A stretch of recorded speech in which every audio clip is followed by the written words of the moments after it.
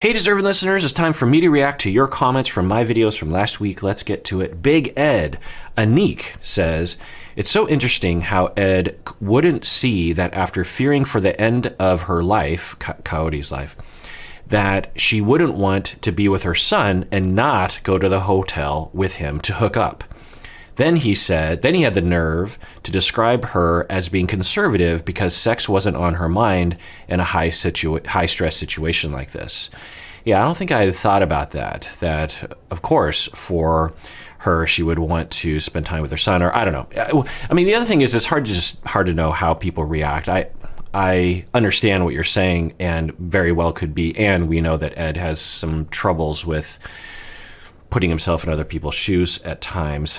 But I want to be careful about putting thoughts or desires or preferences into Coyote's mind, because for her, she might have wanted to have sex right afterwards. I mean, there's just a lot of different reactions to situations like that. And but was there a conversation? There wasn't on camera. We would have liked Ed to be like, well, honestly, what I would like to have seen was Ed focus on himself, because he went through a near-death situation. And instead, he was very much focused on capitalizing on it so that he could further the relationship. And there's an anxiousness to that for him. He doesn't seem to just sit back and say, well, what do I need?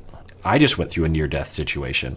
Maybe I need to chill out. You know, what's going on with me? Or, man, I just really want to spend time with someone tonight, because, something along those lines. But that doesn't seem to be the demeanor at which he describes things. It's always capitalizing, like, oh, I need to do this. I need to get her to like me. I'm constantly trying to shove this connection down her throat, so to speak, to get her to like me. That's what it seems like to me. I don't know, because I haven't asked him, but and that points to a schema or a desperation or attachment insecurity, that kind of thing.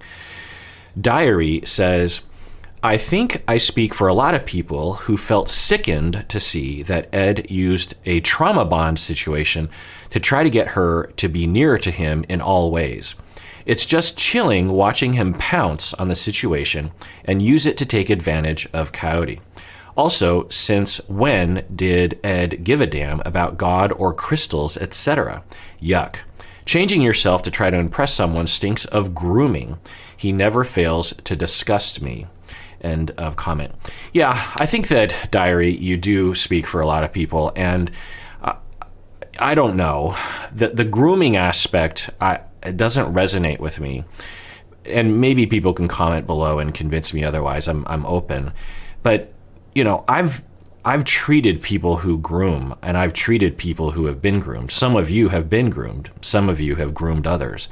That's a pretty strong word. It's like gaslighting. And I don't think I would apply it in this situation. It implies that Coyote has the inability to detect her situation. I think Coyote seems quite smart and mature and boundaried. And I mean, I don't know, but, might Ed be pulling tricks, so to speak? Yeah, you could say that. Might Ed be manipulative? Maybe. But grooming, that's a specific word for, commonly we have children that are being groomed by adults, in trigger warning, I won't go into details, but that are being groomed for sexual abuse. There are, in nuances to that, of course, there are other situations, and you certainly can have grooming from adults to other adults, but typically we would be using it for people in very low power situations, being groomed, being tricked, being sucked in, if you will. To apply it to Ed and Coyote, I think it stems from when people started to use that word with Ed and Rose. I would see people in the comment section. That one seems a little bit more appropriate to me, given the power differential regarding economics and age and other kinds of things. But even still, for me personally, I just wouldn't use the word grooming. You could say love bombing, you could say manipulative, you could say tricking, you could say not being fully honest, you could say trying to suck someone in. But grooming in particular, I mean, that word to me is particular. But, everyone uses words differently. I come from, the clinical world, and I just wouldn't imagine a lot of people in my world using that word for Ed. But then the other word to use is trauma bond. And this is something we're seeing on the internet a lot. The way the internet is defining trauma bonding is when two people go through a trauma, they bond. In the clinical literature, trauma bonding is essentially Stockholm syndrome, where a victim of trauma, you have a perpetrator, the victim bonds with their perpetrator. It's a version of Stockholm syndrome or gaslighting or brainwashing, this kind of thing. And when you're being victimized, sometimes they isolate you so effectively that the perpetrator of the abuse is the only person you're close to. So it's just like, well, you need to bond with someone, so you bond with your abuser. Or they get inside your head and trick you, or you just say, look, I can't get away from this perpetrator, so I might as well just bond with them because what else can I do? I'm so powerless. So that's usually what in the clinical literature when we're saying trauma bond. I understand why people would misinterpret it, or maybe it just emerged independently of the clinical term. So I just want to draw that distinction. I'm not going to say that people using trauma bond in the colloquial way is wrong. I'm just saying, just understand, in the clinical literature. And I've heard from some people saying that they, because they've been using trauma bonding to characterize their childhood. They bonded with their abuser when they were, or a past relationship or something. And to hear people using trauma bond in another way kind of upsets them. So I don't know what the consensus is on that, but I just thought I'd give the maybe a more careful way of phrasing it would be using trauma to bond. If you used, using a traumatic situation to bond is much more clear in terms of what you're referring to, and less likely, I think, to hurt some people's feelings who feel like that you're appropriating their term. But anyway, and then you're saying it's chilling to watch him, Ed, pounce on the situation to use it to take advantage of Coyote. Again, the take advantage part implies that Coyote doesn't have the ability to figure things out. I think she does. So now might Ed be trying to take advantage of her? Maybe. I mean, I think the discourse around Ed is interesting to me because, and I'm in the minority, I might literally be the only person that sees Ed this way. I don't know. That sees him not as a take advantage, grooming, psychopathic, sadistic abuser. I mean, people literally call him a pedophile sometimes. And I'm like, really? I mean, maybe, but I don't see any evidence of that. I mean, that's quite an accusation. I get that he grosses you out in terms of his behavior. That's okay. Obviously, it's your reaction. Certainly, there have been times when I've been like, ugh. But there's that. And I'm guessing everyone's going to hate me for saying what I just said, because the tide, the avalanche, or the tidal wave of hatred and discourse around Ed is particular. And I don't know. I'm not defending him. I just feel like I want to be consistent to everyone, and I want to believe that people are coming from a good place. They usually are. There are people who are not coming from a good place, and Ed could be one of those people, but I just wouldn't characterize it that way, I guess. And maybe I'm wrong. I'm often wrong. So maybe, the other thing that I hadn't thought about, diary, that you point out is that since when did Ed give a damn about God or crystals, etc.? Right. I mean, we don't know. I mean, Ed might have had a massive interest in God or crystals that he just didn't talk about. But it seems possible that Ed was being disingenuous.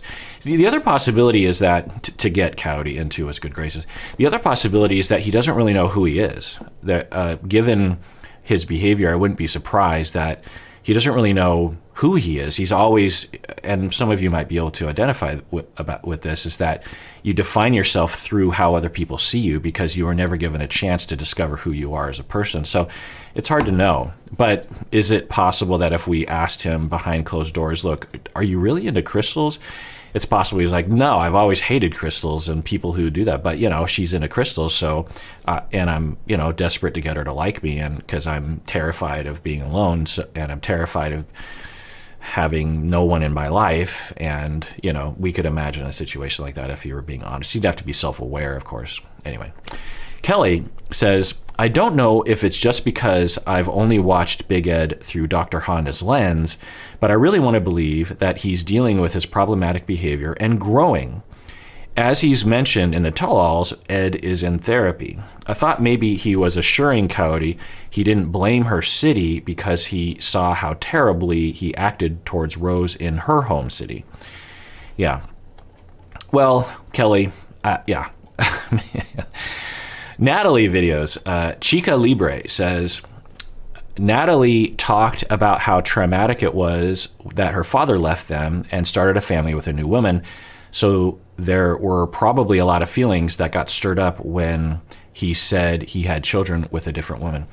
Yeah, there are a few comments like this because this is a pretty important scene, I think, and important moment, I guess, in Natalie's dating story anyway, that she went on a date. Things went really well. They were real touchy. They seemed to have chemistry. She seemed to be really into him.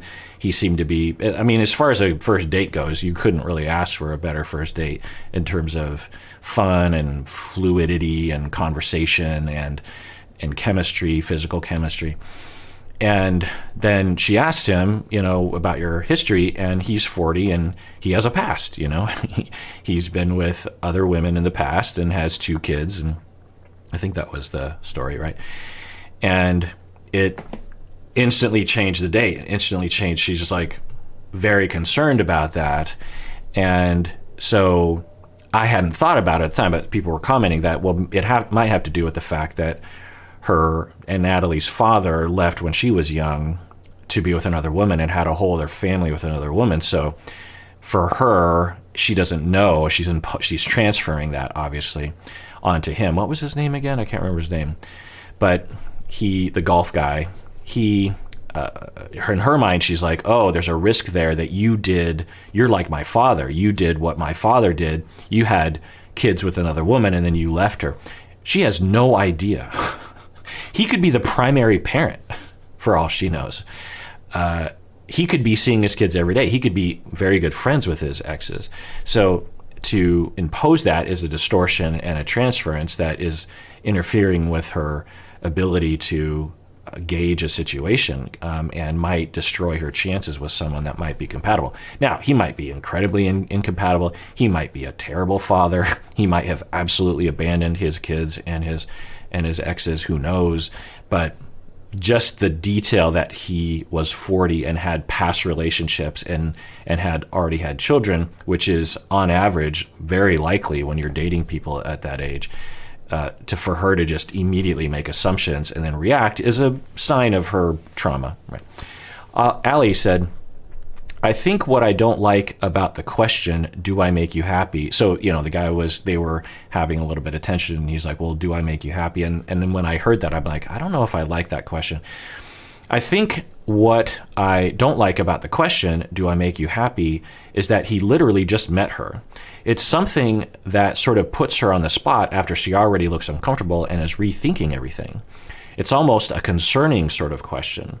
Yeah, I agree. I don't want to take it too far, but I think it does edge into a pressure and kind of misogynistic and or at least sexist, this model of like, I've created this world for you. I took you golfing. I'm paying for dinner and you owe me. It has that element possibly to it.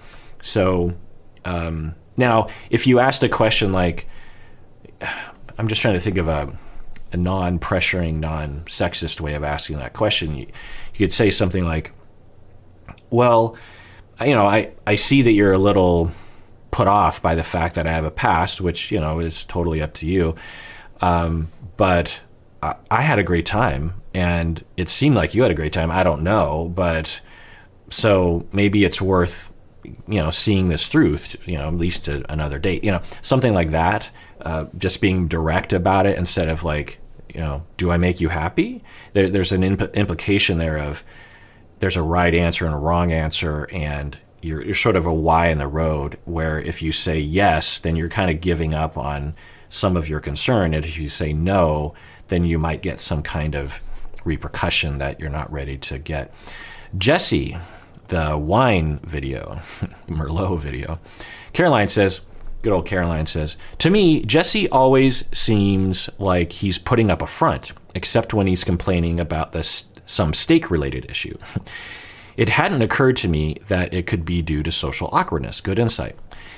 Yeah, there is something about the way that he talks, especially in this season, that I find particular. I don't know what to say about it other than it seems stilted and awkward and not very spontaneous, but I don't know. Failure says, regarding his social awkwardness, I'd be curious to see him with his Dutch friends, communicating with them in Dutch to get a fuller picture of the awkwardness. Yeah, absolutely. His English seems very fluent, but I wonder if speaking in English perhaps heightens some awkwardness. To me, he seems very performative. More specifically, his language to me often seems very manufactured. Ash also had this vibe to me, and it made me sick to my stomach. Yeah, there does seem to be something performative and stilted about his communication. I don't know if manufactured. The theme that I would put forth, and for us to hypothesize and kind of keep an eye on for more data, is not spontaneous. Whatever the opposite of spontaneous is, right? There's spontaneous talk that you can just sort of tell that someone is being honest or in the moment, or the full range of their insides are like at least partially expressed through their communication. Whereas with Jesse, it just seems like he's made a plan about how he's supposed to act. And he's being filmed. I wouldn't be surprised if a lot of people on these shows have an element of that. So is that reflective of his personality, or is that a reflection of his desperation to... Because the other thing is, I didn't know this, but he is an influencer, a paid influencer, and his brand is himself. And for him to continue to make money, he has to come across as a likable, interesting person on this show. And so his livelihood literally depends on how he performs on these shows. Is he also looking for love with Jennifer? Possibly. Yeah, it seems quite possible that he genuinely is interested in her. But is he being really honest about everything to himself and other people? The other thing is some people really don't even know who they are, as I was saying earlier, and thus they really do come across as awkward. And the other thing that I've noticed, I don't know if I've talked about this before, but his sense of humor. So I don't know how to conceptualize this, but I've observed people who, like Jesse, seem to have almost no sense of humor, meaning that they don't really understand. Now, again, it could be a product of him speaking another language, humor in another language and in another culture. Like, for instance, when I watch Japanese comedies, I sometimes am thinking, what's the joke there? And I just figure it must be a language barrier and a cultural barrier, right? Because the audience is just going berserk, and I'm like, I don't get the joke. And sometimes I think about that, like if I'm watching some subtle humor, like It's Always Sunny in Philadelphia or something, and I'm thinking, if someone who wasn't from our culture watched this, I don't think they would understand why this was funny. I'm not saying it's not funny to people outside the culture. Anyway, my point is that could be a product of his language and culture, but there are people who seem to not have it. So on one hand, I'm thinking, is it just that I don't share their sense of humor? Because, sense of humor, it's very particular to people. And some people think things are super funny where other people don't. And it is, at least in my neck of the woods, a frequent box that you have to check in a romantic relationship of like, we have to share a sense of humor, because it is kind of rare to share what you laugh about. And I'll say that me and my wife, our sense of humor was very similar when we met, and it's become even more similar as we are in a relationship together. I even noticed that we end up kind of laughing in the same way. So there's that. But so is it that, or is it something that is a personality trait and due to particular ways of being raised? And I don't know, but it's possible conceptually that someone could be treated in a way that they learn they cannot be spontaneous.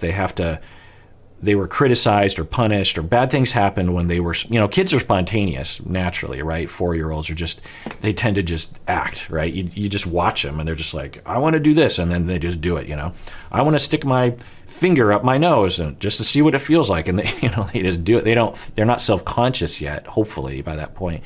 Whereas some kids are made to feel self-conscious about their impulses. And we know this, that people have schemas around like, I must retain, I must not be myself. You can even be abused at the age of, or mistreated at the age of 1 in certain ways about potty training and this sort of thing, and learn that your impulses are actually really quite disgusting or gross or unwanted or something. And so you learn to retain. This is what Freud called anal retentive. There's a whole complicated idea, but you learn like you can't be spontaneous. You can't impose yourself in the world because bad things will end up happening. And so one of the things that I think can be a product of that is an inability to understand humor, because to understand humor, you have to be spontaneous. You have to let things in and you have to have a back and forth, particularly with other people.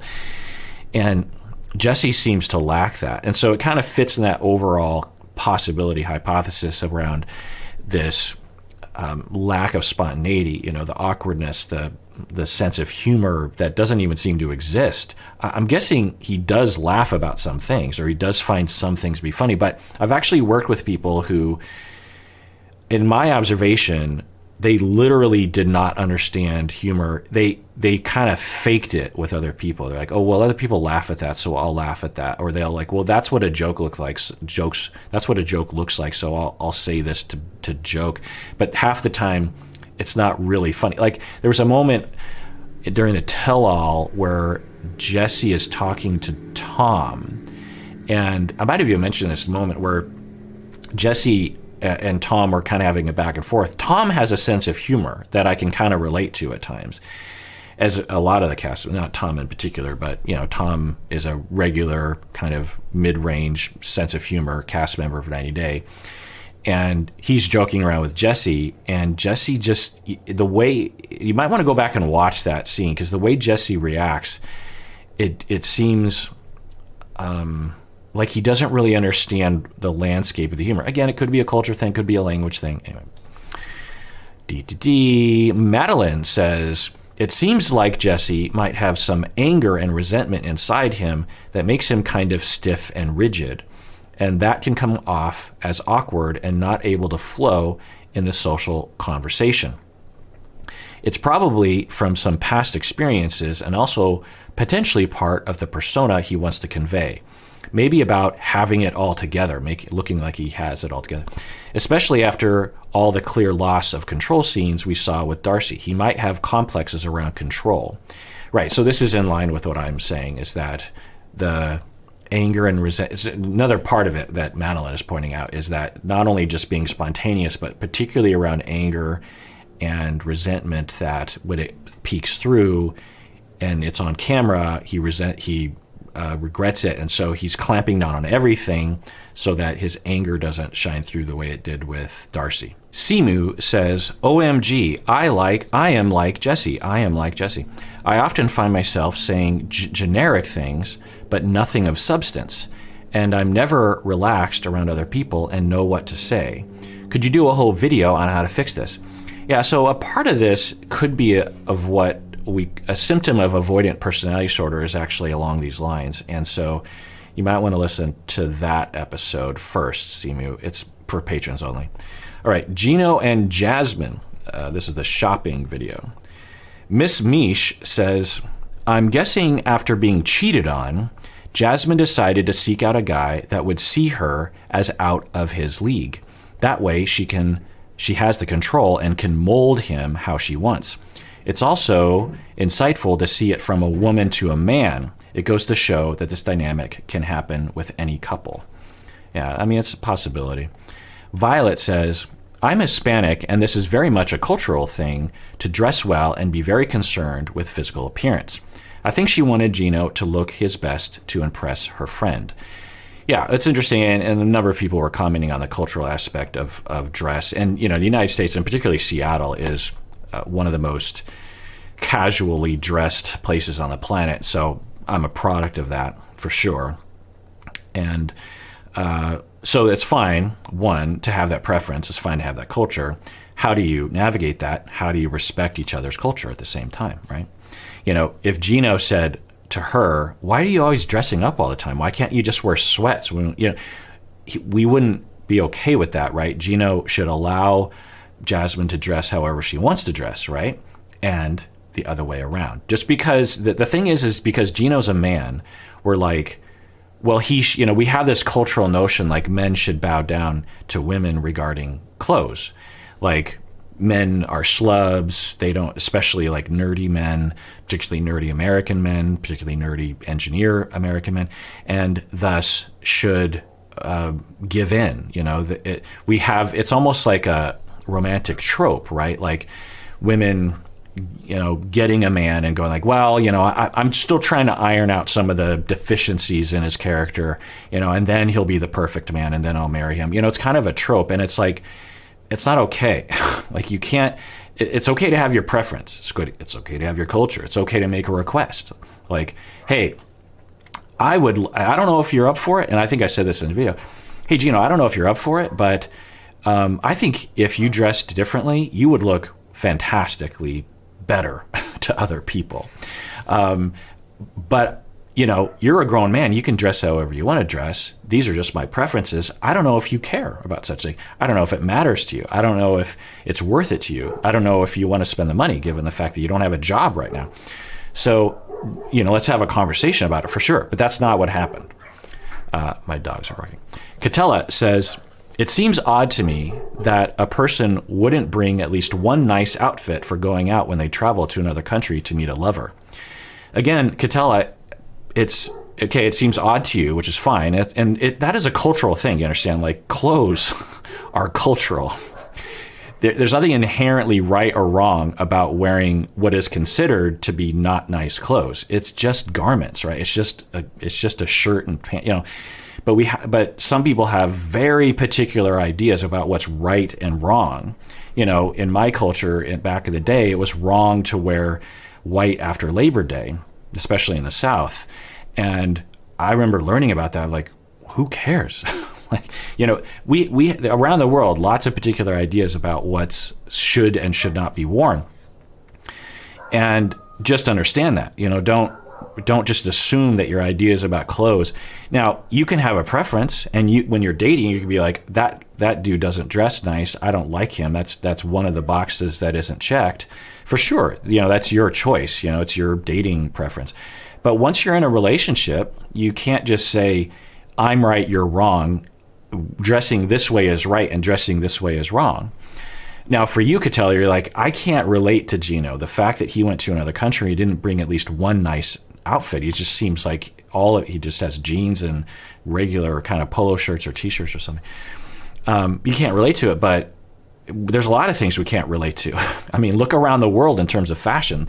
You know, there's a lot of things that one might not be able to relate to. That doesn't mean that you're right and someone else is wrong. You're not saying that, Catella, but anyway. Luna says, as a female software engineer myself, I don't really like the stereotype of us having a practical personality type and not caring about frivolous things. Frivolous can be fun, and engineers come in all types, sizes, and flavors. Yeah, there were a few comments like this. I actually was originally going to become an engineer. I don't know if I mentioned this, but that was my original career path. I excelled in physics and chemistry and math, and I took those classes as electives in high school for fun.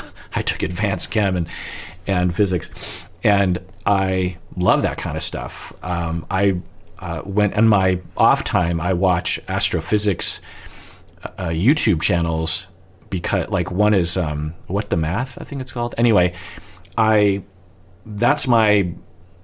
I was a kid, I thought I was going to be an astronomer, you know. But when I started thinking about the life of an engineer, it didn't appeal to me at the age of 18. So I didn't know what to do. So I just got a business degree, and then later, a couple years after I got my bachelor's, I decided to become a therapist at the age of 24. Anyway, so yeah, the stereotypes about engineers is silly. I mean, they're stereotypes. Are they tendencies? You know, maybe, but you know, there's a lot of different types and individuals. But I think the observation of Gino coming from a practical mindset, and that also has to do with the fact that he's an engineer, but not all engineers are quote unquote practical in that way, I think is something to consider. Gab says, I have to say, I can understand Jasmine's feelings towards Gino's shoes. It's probably a cultural thing, but growing up in an Italian family, shoes are more than just for practicality and comfort. We tend to judge someone's whole personality based on what they adorn their feet with. I am dating a guy right now who showed up to our third date wearing toe shoes, the shoes that have separate compartments for each toe, and it took all my willpower to not constantly look at them and cringe. If things become more serious with him, I know I will have to mention at some point my disdain for those toe shoes and ask as politely as possible if he can just avoid wearing them around me and when he meets my friends. I know that this is shallow though. Yeah. So Gab, you're saying I saw them and I had a reaction. It's cultural, it's shallow, I guess, according to your word. But I didn't say anything because I was trying to be polite. And later I might have to politely ask. That's okay. But you have to come from a place of these are my feelings, not this is reality. To say those shoes are ridiculous, that's not okay. To say I have a reaction to those shoes that I cannot control. So you could do me a favor. And really, if there's one thing you ever learn from I was thinking the other day, I'm approaching something like 1,500 reaction videos on YouTube over the past couple years. If there's one thing you learn, it's own your feelings. I am feeling this way. When you didn't text me, it made me feel this way. Stand in your own 2 feet, own your feelings. Don't blame the other person for your feelings. You had a feeling. It was connected to someone else's behavior, but it's your feeling, and other people might not have that feeling. In fact, the person you're talking to probably won't have that feeling. The guy you're dating, Gab, probably does not cringe when he looks at his shoes. He likes those shoes. You don't like those shoes. He likes those shoes. You get a cringe reaction when you see those shoes. He does not. It's not universal that people cringe when they look at those shoes. My mom wears those shoes. And I have to say, when I see my mom wearing those shoes, it kind of like, huh? But I've gotten used to them over time. My mom loves those toe shoes. I mean, she is a fan of those shoes. And sometimes people have like feet problems. I think my mom has like foot issues, and the shoes are basically kind of just socks in some ways. And she just finds them to be very comfortable and very helpful. Anyway, so own your feelings, own your feelings, own your feelings, and respect your feelings, because one of the reasons why we blame other people for our feelings is because we don't really value our feelings. We're like, well, but my feelings are wrong, so I have to blame someone else. No, you're entitled to your feelings. You're entitled to your cringe. It's fine. You don't like toe shoes. You hate them. You cringe. You think they're disgusting. That's okay. It's your feelings, but they're your feelings. Now, other people might share your feelings, but not everyone's going to share your feelings. That's okay. Not everyone's the same. Darcy and Stacy video. Not Your Girlfriends says, honestly, I feel bad for Darcy. I understand her narrative is that she is standing up for herself, but in years to come, she hopefully gains enough clarity to look back and acknowledge this loss. My ex also had distortions that made it difficult for him to see the reality of situations and unable to see or acknowledge his own part. Yeah, it's really rough to be with someone who, like Darcy, seemingly, we don't know, but from the interviews, she sees nothing wrong with what she's done. Now, there's a possibility that deep down she considers herself to be this big black abyss of wrongness, and she avoids that and that's my hypothesis, is that she deep down believes she's deeply, deeply wrong and flawed. And so she's already beating herself up a lot. And when you get someone else saying something to you that's critical, it becomes like the straw that breaks the camel's back, and you push back on it a lot, and you have a really hard time admitting it. A lot like an analogous situation is for me when I started out as a therapist, I had a really hard time hearing negative feedback about my therapy technique. And the more confidence I got over time, the much more easy it was for me to hear negative feedback and even to ask for feedback. It was even hard for me to ask for feedback when I started out as a therapist. But as time went on, I noticed like, not only am I open to it, but I'm actually kind of curious if someone doesn't like what I'm doing, because if they give me negative feedback, I have this, pretty solid foundation of 10 years of being a therapist under my belt and a lot of evidence that I've done good work such that I can withstand the negative criticism, SB says, I really think Stacy is the root of Darcy feeling unstable all the time because she is always very critical of Darcy's relationship. I don't like that Stacy's own version of Darcy being empowered is to throw every guy away. Yeah, it is interesting to think about Darcy and Stacy's dynamic and how much they're enmeshed and how much their psychologies and their behavior are a part of a two-person system. There's nothing wrong with that, but if there are problems in there, their competition maybe, they certainly have exhibited and even explicitly discussed that they have a lot of competition between the two of them. Who's going to get married? If someone gets married, then the other person has to get married. If one person has a happy relationship, then the other person feels bad by comparison. And you just wonder if there's something around that. The other thing is my hypothesis is that they've been through a lot from an early age and learned that there's the way the world works is you try to get your needs met outside of the twin relationship, things go wrong, and then you return to the twin relationship. There's that vacillation between striving, failing, coming back, striving, failing, coming, particularly for Darcy.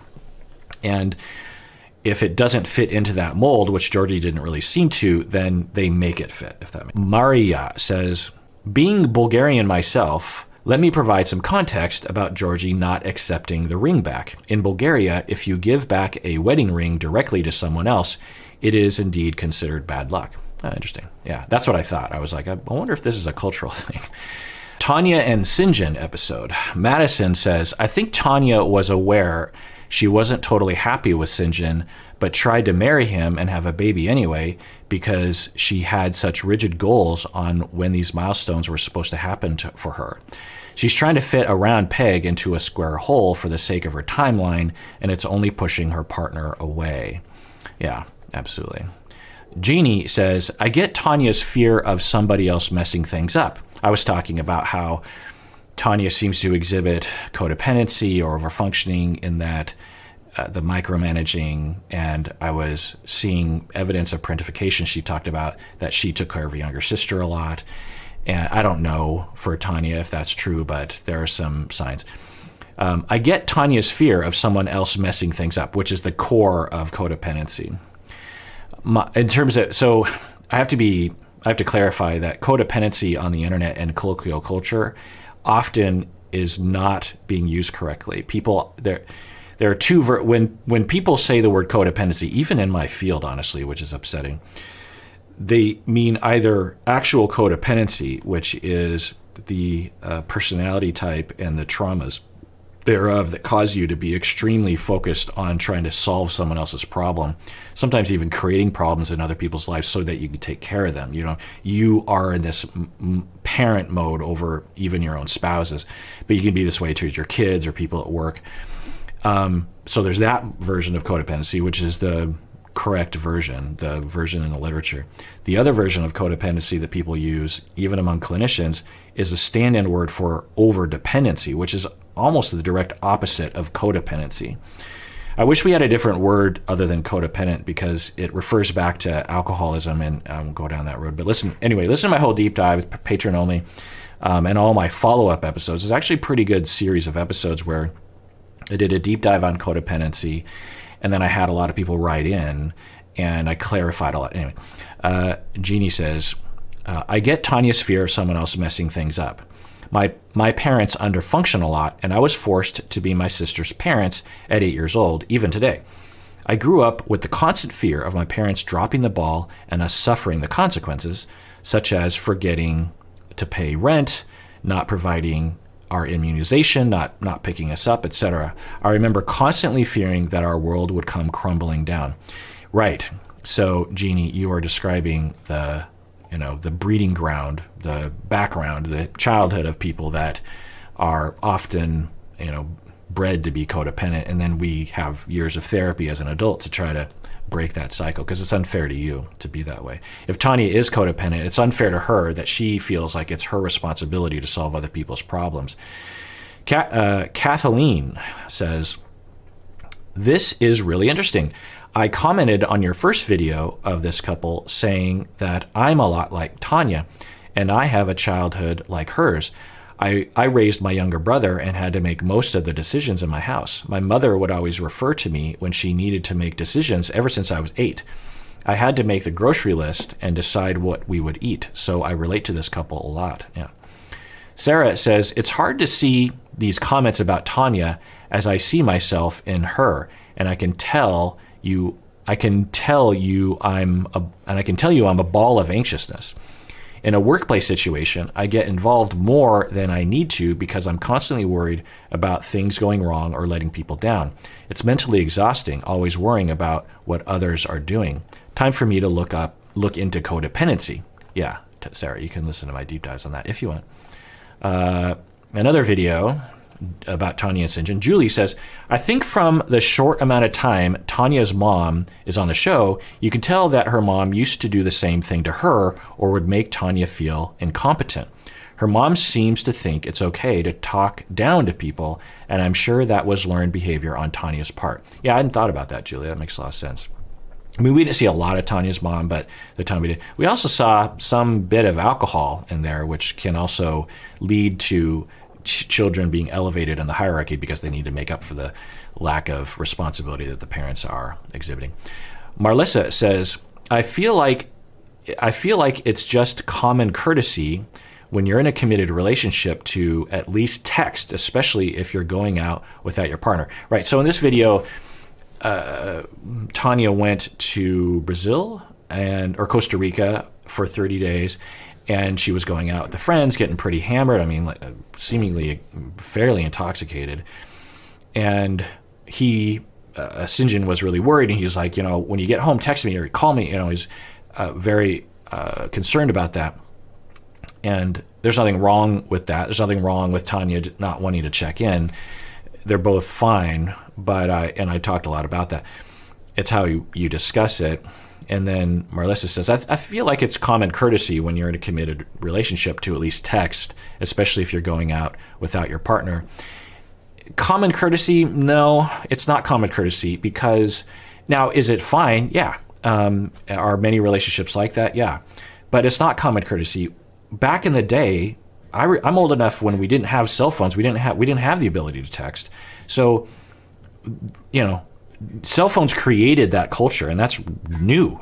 So when I was younger and you went out without your partner, what are you supposed to do? Like call them from a payphone or something, or ask the bartender to give you the phone behind the... No, you're the other thing is some people, regardless of what's commonly done in culture, when they go out, they don't want that tether. In fact, that might be half the reason why they're going out. It's just they want freedom away from their partner sometimes. Sometimes it's like you just need a break, even in a good relationship. And so there are different preferences. So I don't agree that it's quote unquote common courtesy. Common courtesies are like don't spit in someone's face or don't punch them or don't insult them. It's common courtesy if someone trips and falls, it's common courtesy to help them up or to pick up their things.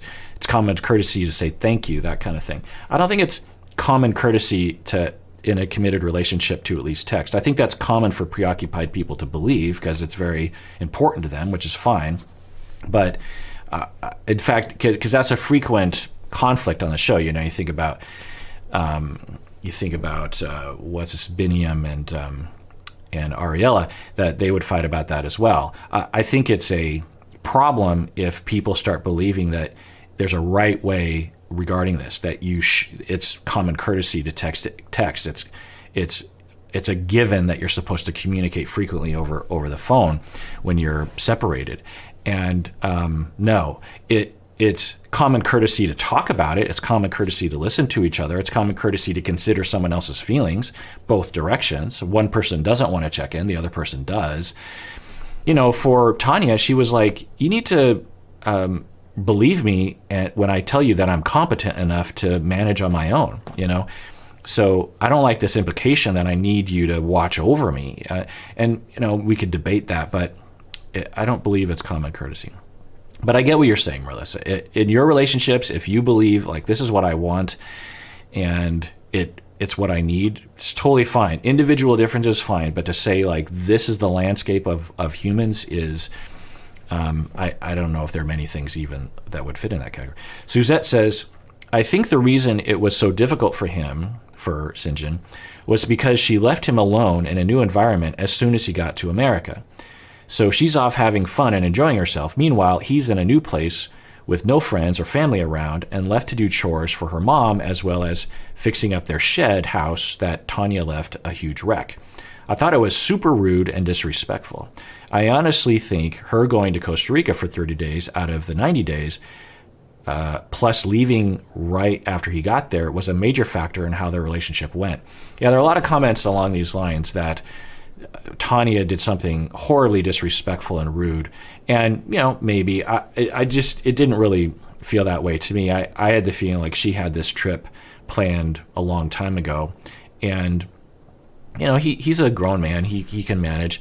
Does it kind of suck for him? I just imagine for Tanya, it wasn't like ideal. It wasn't like she's like, okay, yay, I'm going to ditch him for 30 days. I think it was like these two things, the 90 days and the 30 days, just kind of coincided in this convenient way, or in a way that was unfortunate. I'm sure if she could do it differently, she would have done it differently. Because in order for it to be super rude and disrespectful in the way that people talk about it, we have to believe that Tanya doesn't care about St. John's feelings. I think she does care about St. John's feelings. I think they both care about each other's feelings. So now, could she have done more to help St. John? Maybe, was there evidence that she was a little callous about it? Possibly. Maybe Tanya has some sort of complex around doing things for herself, where she's like, look, get out of my hair. I don't know. But was it mean to him? I guess so. And then you say, it was a major factor in how the relationship went. I don't know about that either. I don't know if it, of course, from our perspective, it's hard to tell anything really. But I think in terms of like how their relationship turned out because I've actually watched up to the current point. We just haven't posted them yet. So I kind of know what's happening later on. And so I would be surprised if they both identified that moment as like a critical moment in the fact that things didn't work out. Anyway, but what do I know? I feel like I'm just contradicting everyone today. I'm sure that's a wonderful approach on YouTube, is to contradict your fans. We'll see what happens in the comment section on this one. And everyone out there, please take care of yourself because you deserve it. You really, really do.